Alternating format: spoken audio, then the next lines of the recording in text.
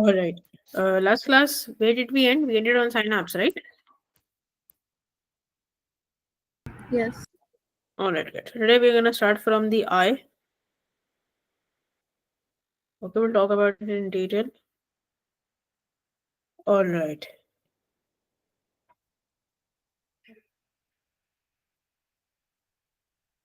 Okay.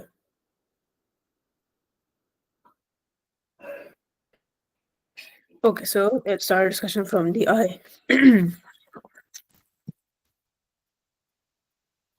Okay, we discussed everything. Okay, good.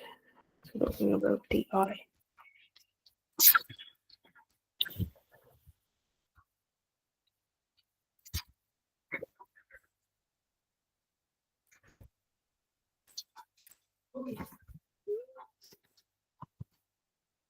Okay, so this is what your eye looks like, right? Let's discuss the parts one by one. Okay. Firstly, we'll talk about your sclera, right? Your sclera is basically it's the white part, okay, that you can see, right? That's coming from the back and it goes up to the front, right? And when it goes to the front, it becomes your cornea because it becomes transparent at this side. It's white colored. All right. Basically, your eye is also the sclera of the eye is always kept moist by a fluid in the tear glands. Okay, your tear glands have a fluid by which your sclera is kept moist. All right, and this fluid also contains an enzyme that is called lysozyme that can kill bacteria. Okay, at times someone when they say that you cry after that like they say why is my skin glowing? Okay, I mean it's a weird fact, but yes, because it contains the enzyme lysozyme. Okay, that is why it kills the bacteria on your face, so it feels like as if your skin is glowing. Okay, so your first is your sclera. All right, sclera clear. Yes, Miss, what's the difference between lysosome and lysosome? Lysozyme is in it's basically lysosome is the organelle, no? Oh yeah, In okay. the cell, right? That's the organelle. It's a Yeah. membrane bound organelle. All right, and your lysozyme, on the other hand, it is basically an enzyme. Okay, that protects us against bacteria, viruses, and fungi and all. All right. Yes. Okay. Right. So I was saying about sclera. Okay. After that, you have your retina. You can see here. This is your retina. Okay. This part. So retina is at the back of the eye. Okay, and it basically this is where your receptor cells are present. Okay, if as light falls on the receptor cells in the retina, cells send an electrical impulse along the optic nerve to the brain. Okay, you can see all of this happening. Cells are light is falling on the receptor cells that are present in the retina, and then the electrical signals are transmitting along the optic nerve to your from across this. It goes to your brain from here. All right. So brain basically uses the impulses from each receptor cell to build up an image. All right. At this point where your optic nerve is leaving the retina, there is no receptor cell present at this point, and this point is basically called blind spot. Okay, so no receptor cell is present at this point.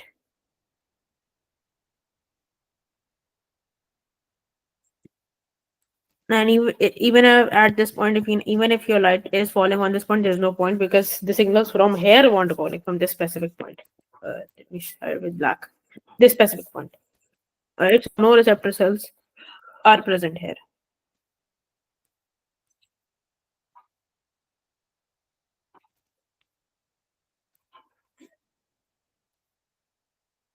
All right, is this clear? The retina basically has what your receptor cells. Receptor cells are present that basically detect the light that is falling on them and sends the signals via your optic nerve to the brain. Right. Part of retina where your receptor cells are packed most closely together is your fovea. Okay. So fovea is the point. So we have talked about retina, we have talked about blind spot and yeah, optic nerve as well. Okay. So fovea is the place receptor cells are packed most densely together or most closely together?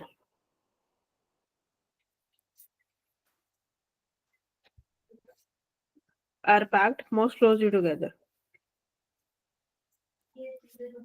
Most closely together. One second.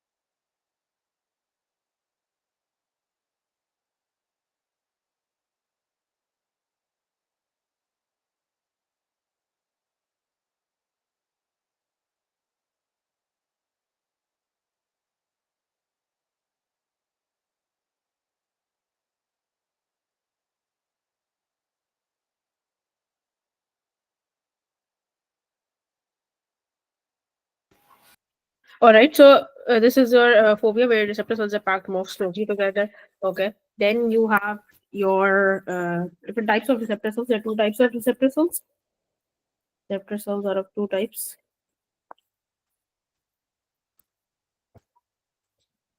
Receptor cells are of two types.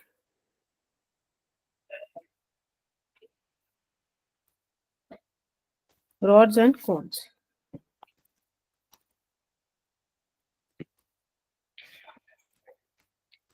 All right. Abdul Basit, where were you since the past 2 days? Yes, I was on a holiday. Did you watch the recordings? No. Okay, watch it over the weekend. Okay. Okay.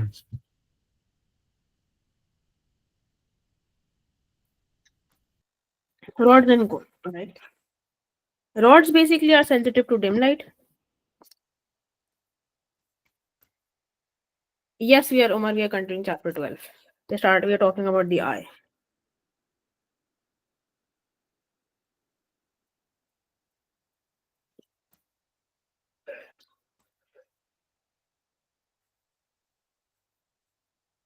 All right. Sensitive to dim light.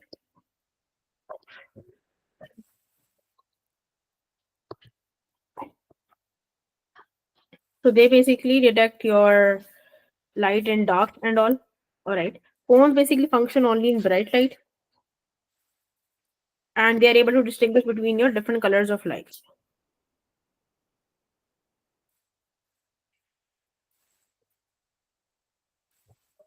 All right. Function.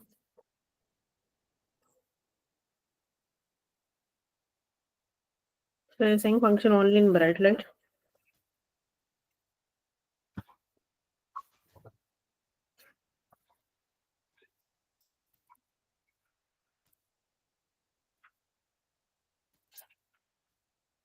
Okay, and they are able to distinguish between different colors of light. Able to distinguish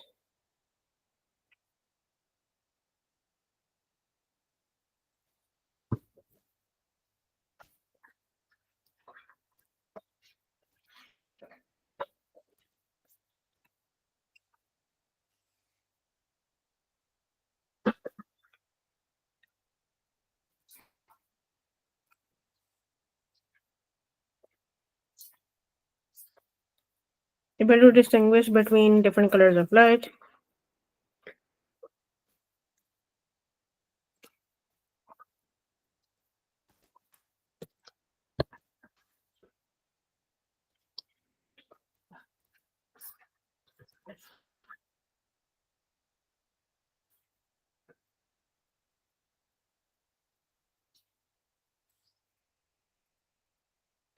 Okay, right. There are different types of cones sensitive to red, blue, and green light. Obviously, RGB, the basic primary colors. And fovea contains only cones.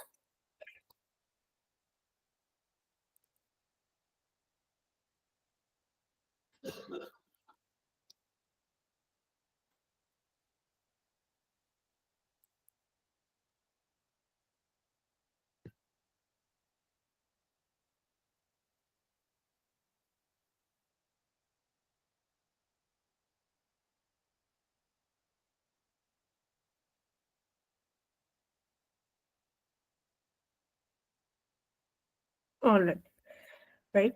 If I then talk about your iris is the colored part of the eye. Okay, so iris basically contains the pigments which absorb light and stop it from passing through. And in the middle of the iris, there is a gap that is called your pupil. Okay, so iris basically contains pigments which absorb light and stop it from passing through.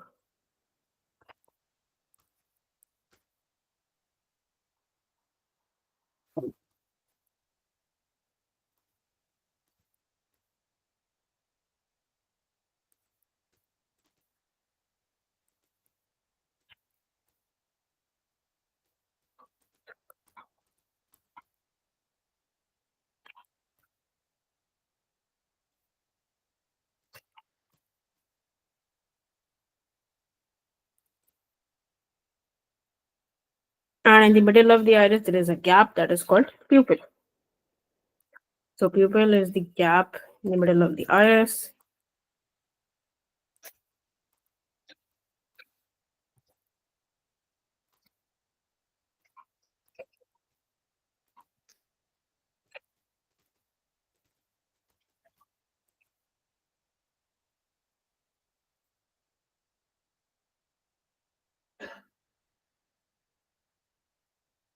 Okay, and size of the pupil can be adjusted, obviously. And wider the pupil, more light will enter through. Okay, and when it's less wide, okay, it's constricted, less light will enter through the retina. Okay. Now if I talk about the iris reflex.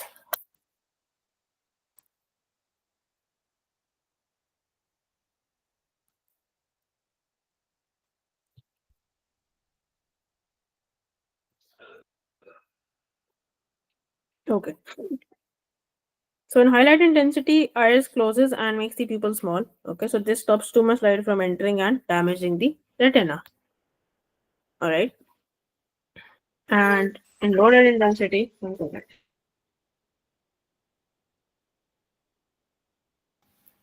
in low light intensity, too much light, basically iris opens, okay, wider. So basically pupil becomes larger. Yes,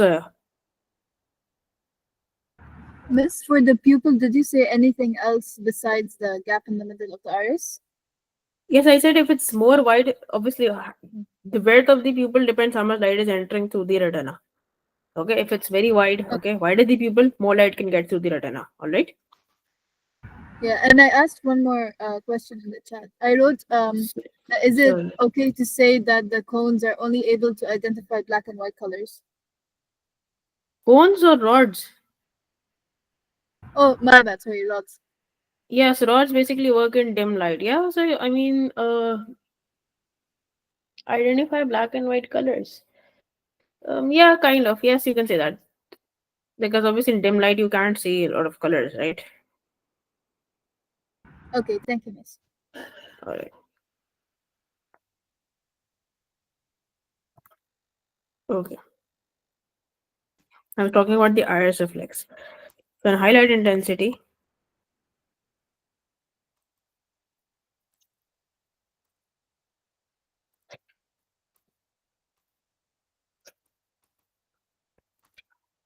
iris closes and makes the pupil small.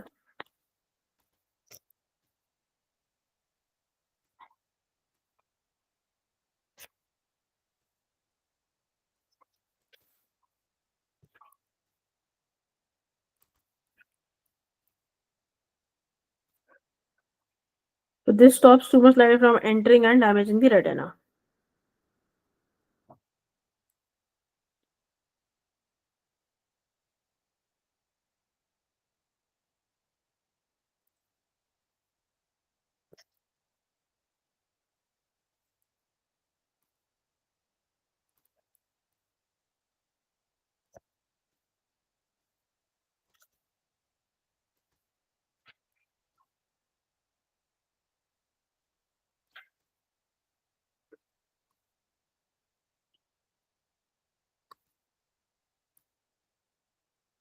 And in low light intensity, iris opens, that is basically pulls back from the pupil, so the pupil becomes larger.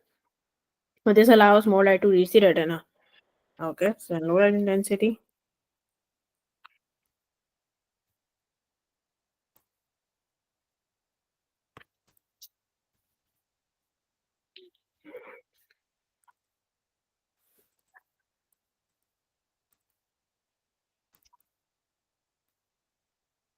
Iris opens. When the pupil becomes larger, and the pupil becomes larger,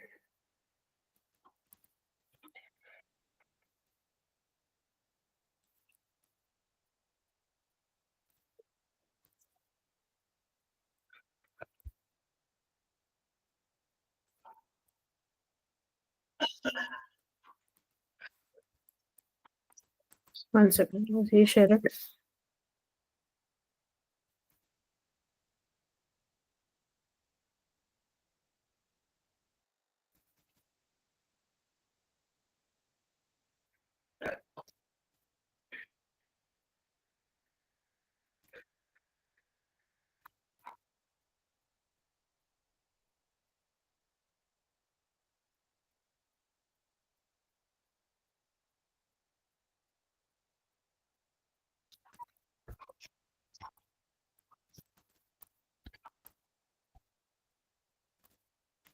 Okay, here.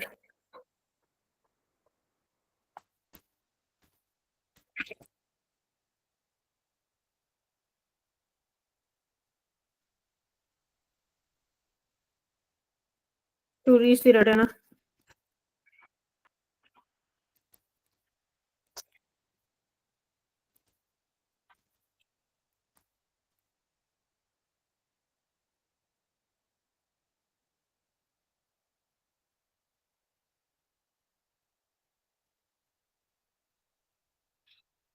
All right. So in this circular muscles and radial muscles, and they both are antagonistic, right? If one contracts, other relaxes, and then vice versa, obviously. So circular muscles and radial muscles are antagonistic.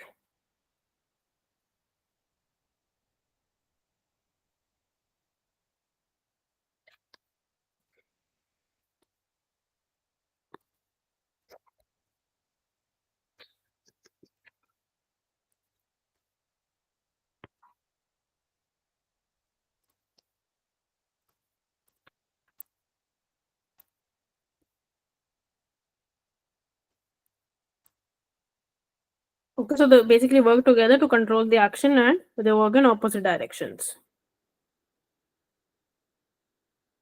All right. Now if I talk about your adjusting the focus.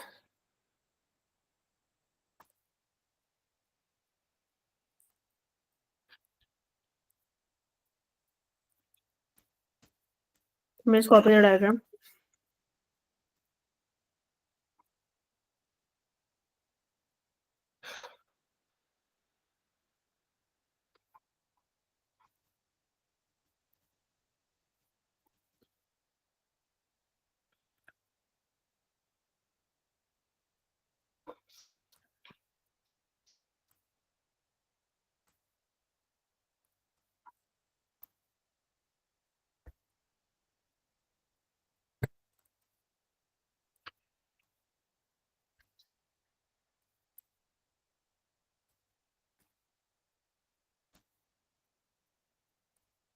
Okay, this right. Yeah, this looks good.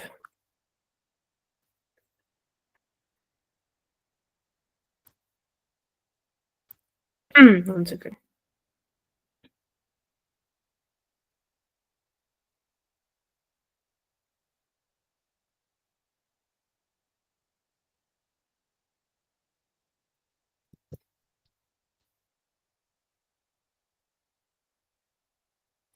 Okay, let me paste this and then I'll talk to you about it.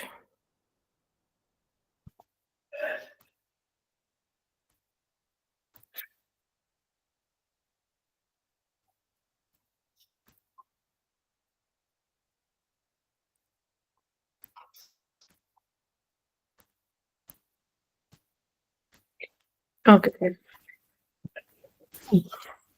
Right. So light ray coming from an object in the distance are only diverging slightly. Okay, they do not need much bending.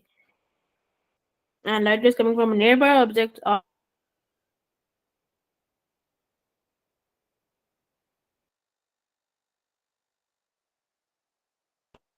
right. Nearby objects need to be bent a lot. right? Okay, and that is coming from a faraway object, right? So they do not need to be bent a lot. All right. Shape of a lens basically is altered to make it bend light rays different in different basically in different amounts.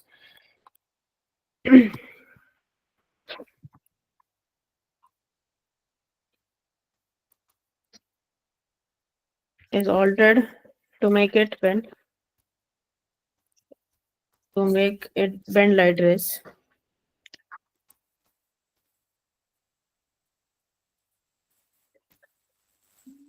To make it bend light rays by different amounts. By different amounts. Thicker the lens, more it bends the light rays. Thinner the lens, less it bends the light rays.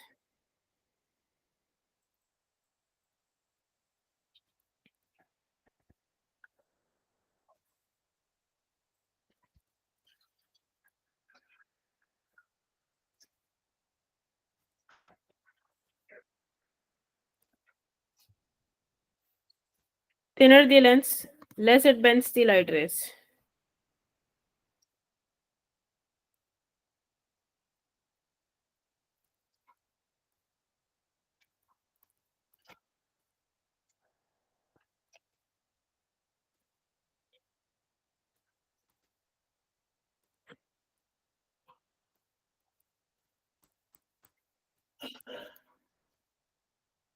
Light rays. Let me show you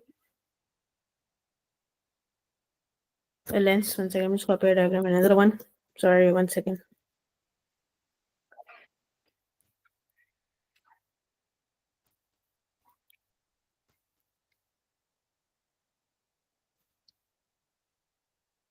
Okay. Now, one more thing, and then I'll show you the diagram. Okay, let me just share back. All right. So basically, this adjustment in the shape of lens to focus on the light coming from different distances is known as accommodation. This is accommodation. All right. Basically, a lens is held in position by a ring of suspensory ligaments. It's not shown in this diagram. Let me just copy that one. Paste that one. Sorry. Okay, good. Right. So as you can see in this, lens is held in position by using suspensory ligaments, and tension on the suspensory ligaments, therefore the shape of the lens is altered by your ciliary muscle. So you have suspensory ligaments and ciliary muscles that are very important. You need to know these two things: suspensory ligaments and ciliary muscles. Okay. There are two words that are used: taut and slacken. Taut means contracted, and slacken means relaxed. Okay, but better are that you use the words taut and slacken. Okay, so when ciliary muscles become taut, that means they contract. Hold tight, or it's also called taut. Relax is also called slacken. Okay, remember these words. Ciliary muscles become taut.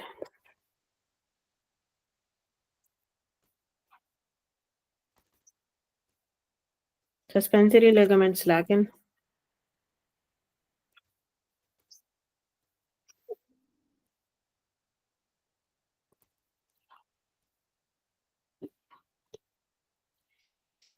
When ciliary muscles slacken,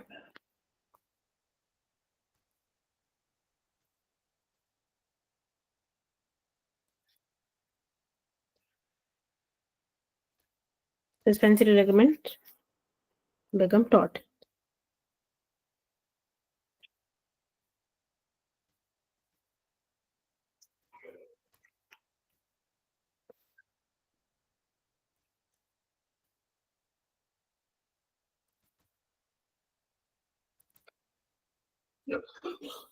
Is this clear? Any questions?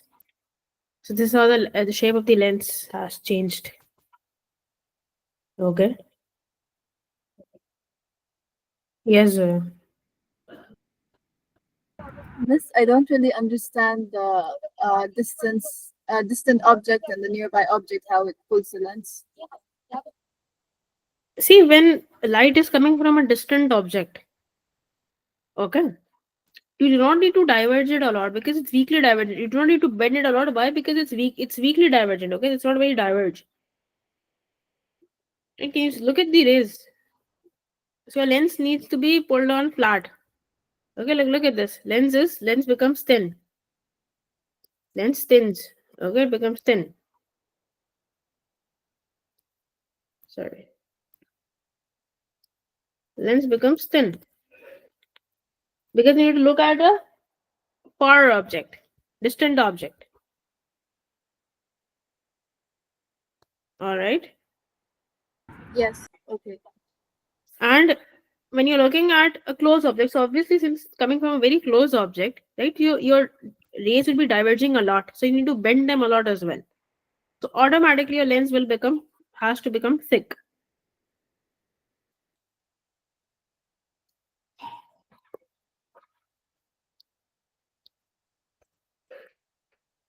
Alright, look at this. Sorry, I think I wanted opposite. Sorry. Ciliary muscles will contract in your nearby object. Sorry.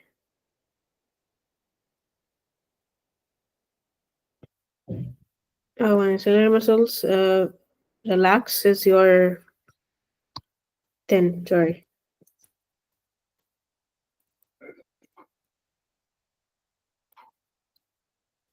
Okay, is this clear? This is for nearby object. This is for far objects. Okay. Lens is pulled thin and distant. Yes. Okay. Okay, miss. Clear, everyone? Miss, Yes, what rest is the of you. meaning of tout? Taut TAUT? taut means tighten or contract. Okay. Okay, Abdul Yes, miss. Okay, rest of you clear any questions? Saad, Ayla, Ahmad, and Umar. Who's in here? Ibrahim isn't here today. Right. Yeah. Ayla, Ahmad. Clear? Okay, great. Note this down, then we will start a discussion from hormones. It's very important. Started from the eye right here. Let me know when to scroll down.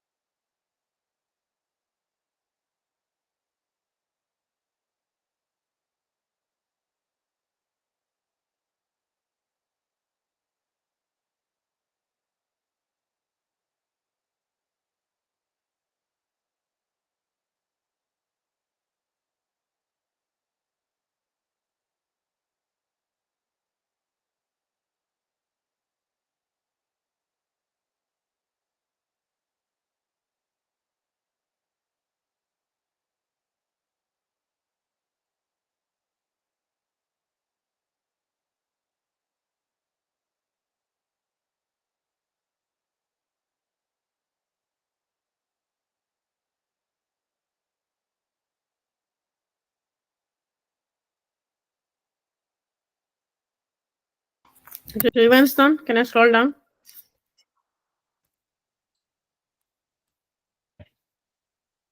All right, here.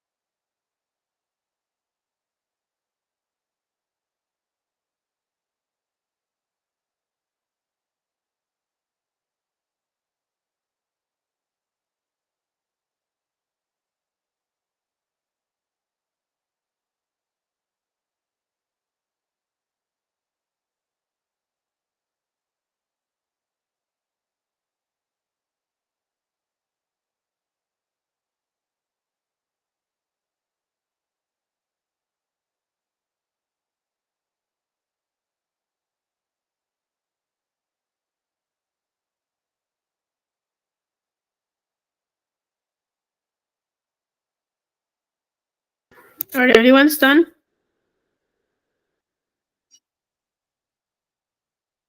I'm done. Rest of you? Done. Okay. Let's move on then. All right. Now let's talk about hormones. Why isn't it zooming?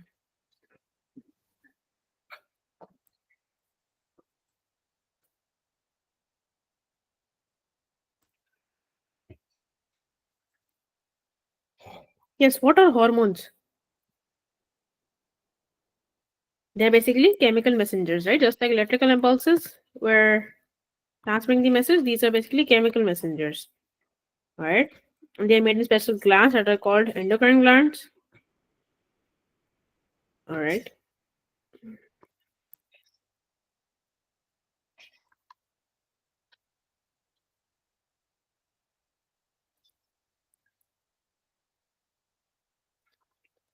Okay, hormones pass from the glands into the blood, and they are carried around the body. Each hormone has a particular organ that it affects, which is called its target organ. Okay, so they affect target organs. They cannot just go and affect around everything. Okay, and hormones alter the activity of target organs. Okay, for example, if I talk about different hormones. Different hormones. I'll just write the names, and we're gonna talk about them. Firstly, we have adrenaline. Adrenaline is produced from adrenal gland, okay, and it prepares the body for vigorous action, fight and flight conditions. Basically, you might have heard about it. Second is your insulin. Insulin is released from your pancreas, and it reduces the concentration of glucose in the blood. This is very common. Everyone knows about it. Or when you have a meal, or when your glucose levels are high, obviously, if you've eaten something, normal conditions. So insulin will be released to lower it down to normal levels. Glucagon, the opposite of insulin. When your glucose levels are low, that is released in the blood to increase the concentration. Then I have testosterone. Testosterone is released from testes. It's a male secondary. It's a male hormone. It's also in females, obviously. Basically, causes development of male secondary sexual characteristics. In females, it's not produced a lot because it causes male characteristics. Estrogen is released from the ovary and it causes development of your secondary sexual characteristics in females and helps in the control of menstrual cycle. So different organs, different hormones, obviously, like I told you, they have specific target organs and they do not, just affect the entire body or the entire body's organs. Okay, they just affect the target organs. Why? Because there are receptors present on the target organs, and that hormone is again is complementary to that specific receptor that is present on that target organ. So it will not go and bind everywhere. Clear? Yes, what is meant by endocrine? Endocrine is a type of a gland, I said endocrine gland, right? So it's a type of a gland. See, there are two types of glands, endocrine and exocrine. All right. Is it this right? One second. Yeah. I'll tell you 1 second.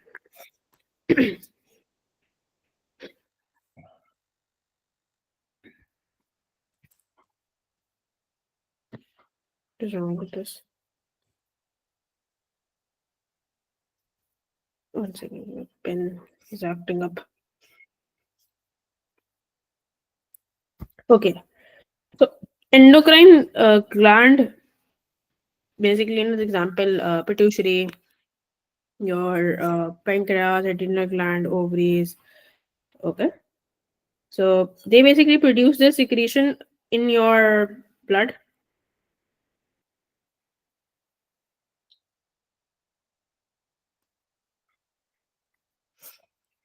There's something wrong with this stuff. I don't know. They produce the secretion directly into the blood. Okay. So organs or glands and glands that produce and release hormones directly into the blood. Pituitary, thyroid, parathyroid, adrenal, all of these things. Okay, so it's just the type of organ or gland, okay, that produces secretions into the blood. All right. Now let's talk about adrenal in detail. Everyone, let's look at this clear. Miss, can you repeat about the endocrine? I didn't get it. What is insulin and glucagon? Okay, I'll come to your question. See, endocrine, there are two types of your glands, right? Endocrine glands and exocrine glands. Endocrine glands pour the secretion directly into the blood. If this is your pancreas, okay, it's a leaf-like structure, okay. So it will pour a secretion directly into the blood. Okay, pancreas is both endo and exo. Exocrines basically have a duct. So they pour the secretions through duct to the specific target organ. For example, it has to go from here to here. So exocrine gland will have a duct that will pour the secretion directly into the organ. Like for example, your liver has a bile duct because bile travels through it. Right? So liver is an exocrine organ. Endocrine directly pour it into the blood. Like if this is your kidney, for example, weird kidney. Okay, fine. This is your adrenal gland. It will pour the adrenal directly into the blood. Exocrine have a duct. Endocrine just directly poured into the blood. Is this clear? Okay. Yeah. Yes, Omar, coming to a question you said was a difference between insulin and glucagon. See, insulin lowers blood glucose level. It is released when your blood glucose level is high. Glucagon is released when your blood glucose level is low. It is to increase your blood glucose level. Is this clear? Okay, great. Now, if I talk about adrenaline, so adrenaline is produced from your adrenal gland. Each of your kidney has one adrenal gland. and basically it has basically causes your fight and flight, release in your fight and flight response. Okay, fight or flight.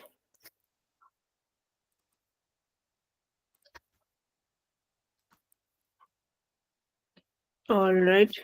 Another thing that it has multiple target organs. Okay, it does not only affect any one thing. It has multiple target organs. Let's say, for example, what does it do? If I talk about some responses to release of adrenaline. Okay, number one, heart beats faster.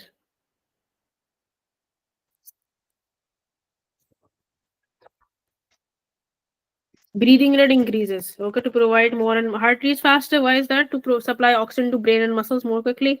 Okay, allows muscles to carry out aerobic respiration. Okay, breathing rate increases. Why? That more oxygen can enter the blood and lungs.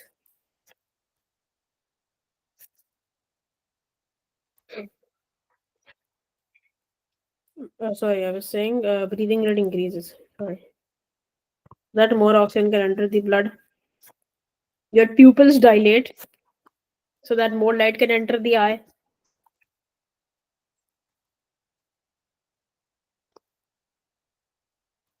And your liver releases glucose into the blood. Okay, basically excess glucose that is stored in the form of glycogen that is released and converted into glucose so that it allows muscles to increase their metabolic activity. It's fulfilling the demands of the body. Okay.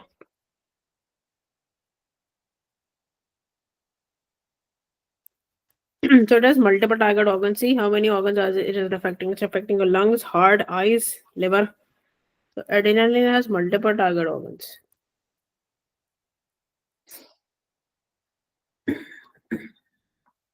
Clear?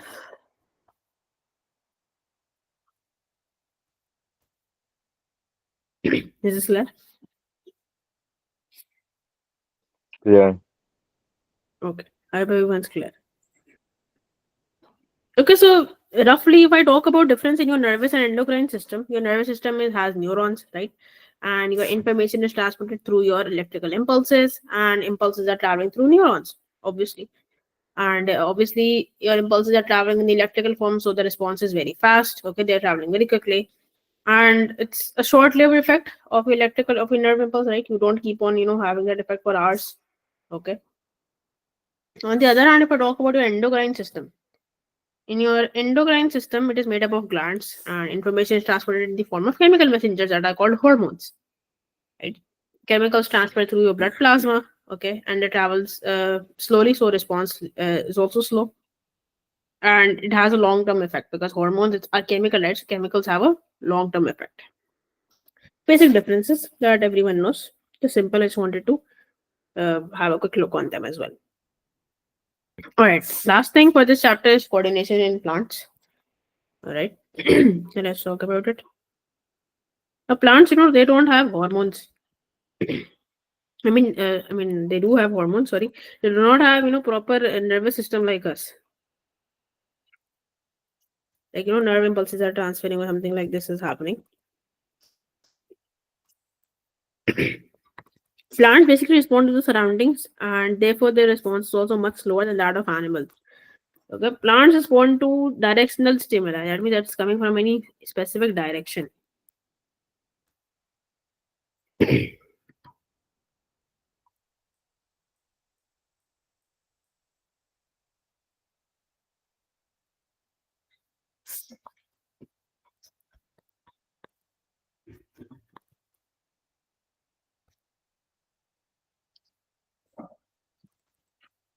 Number one, you have light.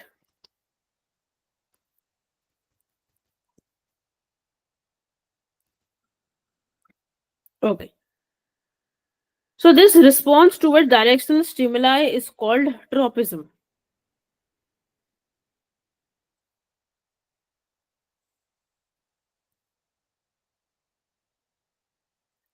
Directional stimuli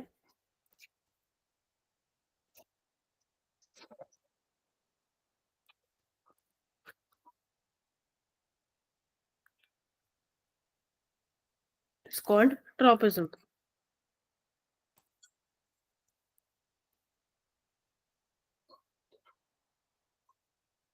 Okay. Growth response towards light is called phototropism. Okay, photo means light.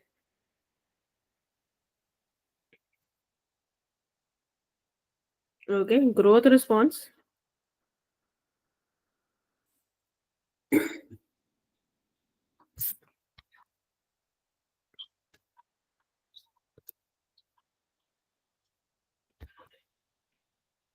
towards light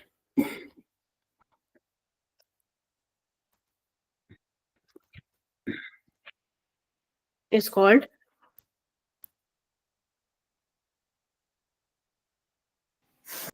what is it called? It's called phototropism.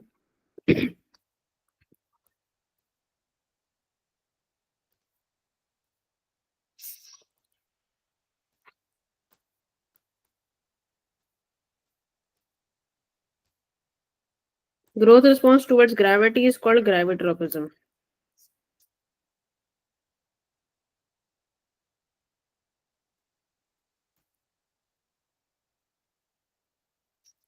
Or geotropism as well. Okay, most commonly the word is used as geotropism.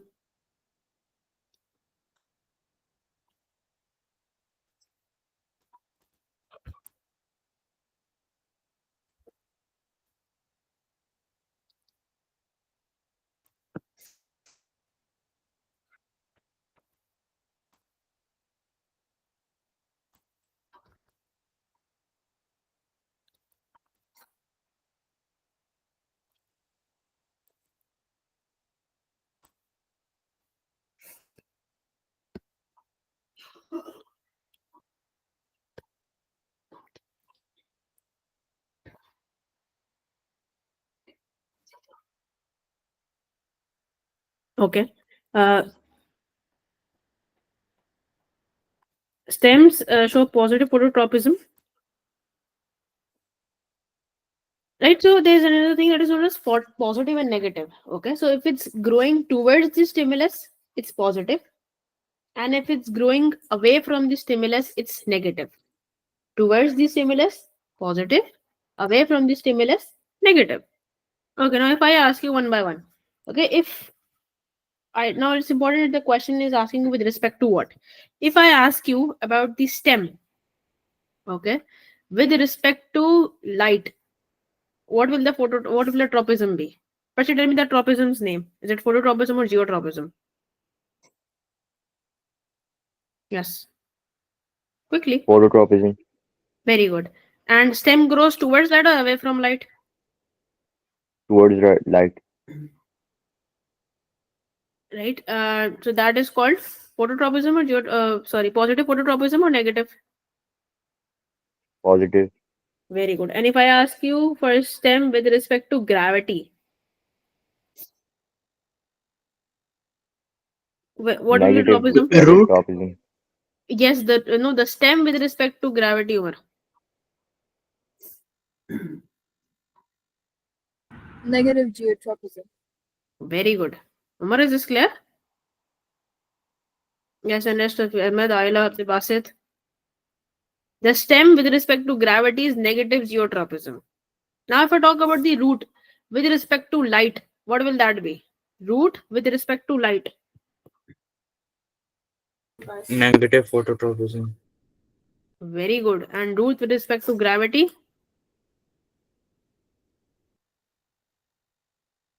Positive gravitropism. Or geotropism. Very good. Is everyone clear with this? So stems show positive phototropism.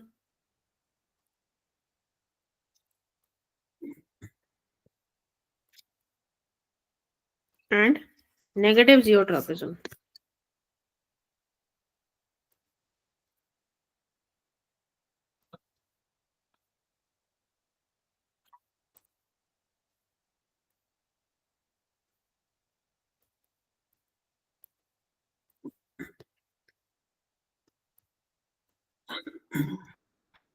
On the other hand, roots show positive geotropism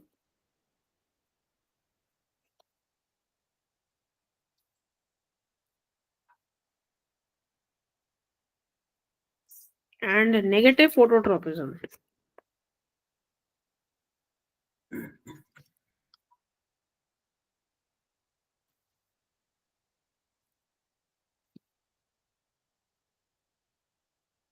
Is this clear?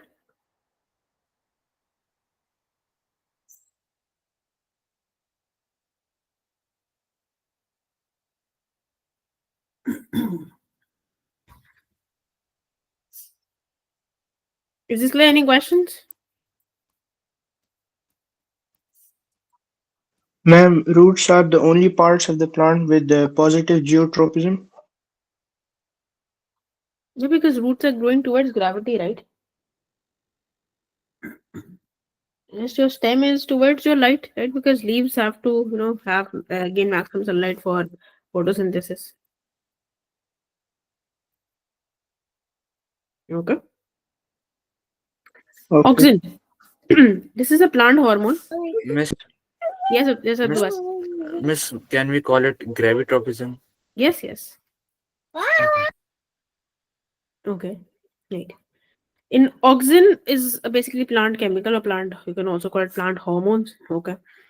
These are basically used to transfer information between one part to the other. Okay, so oxygen is a plant hormone. This is made in the tip of root and shoot.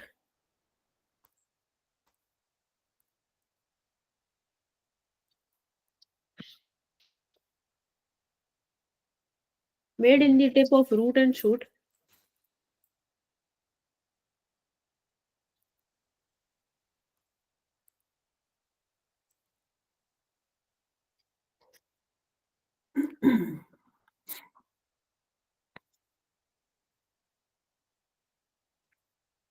And then diffuses downwards from the tip to the rest of the shoot or root, whatever, with respect to whatever we're talking about.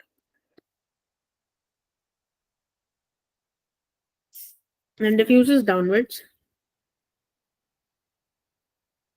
from the tip to the rest of shoot and root.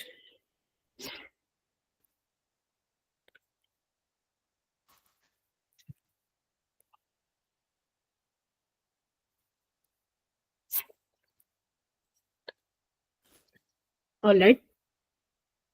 So oxygen makes the cells just behind the tip to elongate, and that is how your cells basically look. For example, if this is your tip, okay, of let's say stem, okay, oxygen is over here, okay. Oxygen will diffuse and will cause the cells to increase in size, elongate, and the cells basically elongate like this. They grow and they basically bend it towards the stimulus. Oxygen makes the cells just behind the tip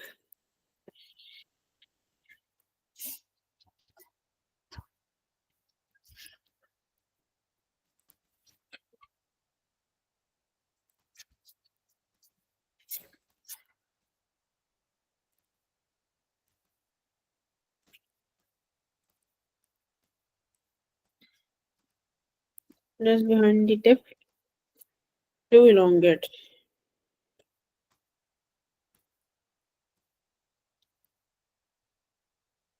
So once they become large, once they increase in size, they also bend towards the stimulus. Sorry, these cells basically. Okay, because oxygen has diffused here. Claire, any questions?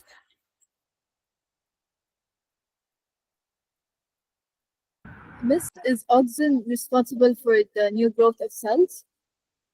No, it just elongates the cells, not a new growth. Just increases the already cells that are present. Okay, just increases them in size. Growth of new cells is done by mitosis. You know that. It just elongates those cells, and bends them. Obviously, if you're elongating them, obviously it will bend towards the stimulus, right? Yes. All right. Anyone else? Any questions? All clear? All clear. Clear. Saad, Ahmad, Abdulbasit. Ahmad, all good, all clear? Yeah. Yes, Miss, clear. Ahmad? Okay, great. So with this, we're done with chapter number 12 also. Alhamdulillah. Next week, inshallah, we're going to start off with chapter number 13. Okay, please note this down. From here. Ma'am, chapter 13 is respiration. Chapter number. So I think respiration. Didn't we do respiration and gas exchange? We did that. Chapter 13 is that your excitation and homeostasis. Respiration and gas exchange is chapter number 11. We just did it before this. Chapter 13 is excitation and homeostasis, okay?